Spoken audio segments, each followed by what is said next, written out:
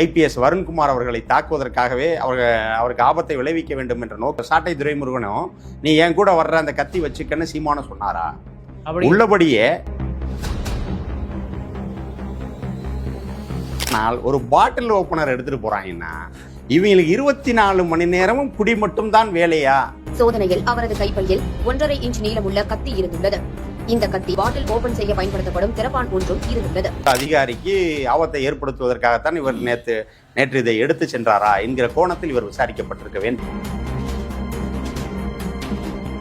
ஜாதி குறித்தும் அதே போல அவருடைய குடும்பத்தை பற்றி வேற மாதிரி இல்லை அவரை பற்றி தனிப்பட்ட முறையில் இப்படியான ஒரு அவதூறு பேச்சுக்களை செய்கிற பட்சத்தில் அதுல குற்றம் நிரூபிக்கப்பட்டால் 2 ஆண்டுகள் அதிகபட்ச தண்டனை. 2 ஆண்டுகள். ஆமா, அது போக அபராதம் இருக்கு. இந்த வழக்கு சரியான திசையில போச்சு அப்படின்னா சீமான் தேர்தலை சந்திப்பதற்கே தகுதி இல்லாதவர் என்கிற ஒரு நிலை இந்த வழக்கினுடைய